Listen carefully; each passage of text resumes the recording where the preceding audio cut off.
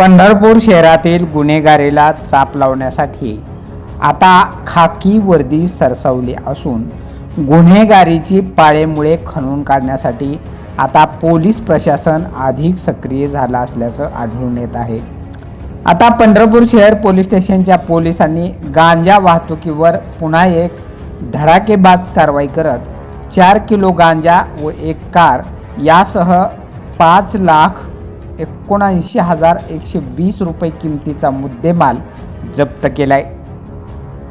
चैत्री वारीच्या बंदोबस्ताच्या अनुषंगाने चौकामध्ये उभ्या असलेल्या पोलिसांना एका गाडीचा संशय आला आणि या गाडीची तपासणी केली असता हा धक्कादायक प्रकार पोलिसांच्या निदर्शनास आला। यानंतर पोलिसांनी आरोपीला व संबंधित गाडीला ताब्यात घेऊन अधिक चौकशी केली असता पंढरपूरचे उपविभागीय पोलीस अधिकारी प्रशांत दगडे यांनी पुढील प्रमाणे अधिक माहिती दिली। जय हिंद।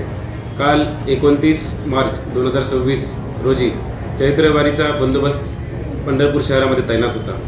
त्याच अनुषंगाने पंढरपूर शहरचे स्टाफ यांनी KVP कॉलेज चौकात एक सस्पेक्टेड वाहन त्यांच्या निदर्शनास आले।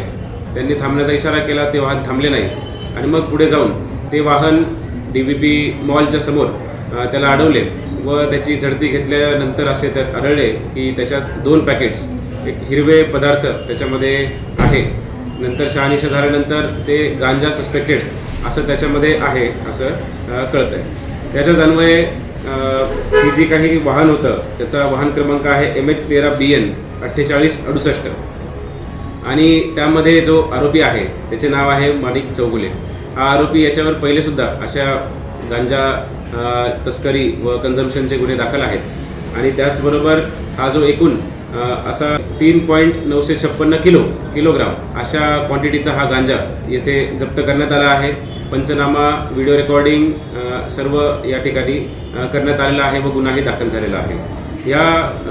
या कारवाईमध्ये एकूण जवळपास 80,000 रुपयांचा हा गांजाचा मुद्देमाल व त्याचबरोबर एक स्विफ्ट कार ज्यामध्ये ज्या गाडीच्या डिक्कीमध्ये ही वाहतूक होत होती असे 2 वस्तू आयटम्स या ठिकाणी सीज करण्यात आलेले आहे।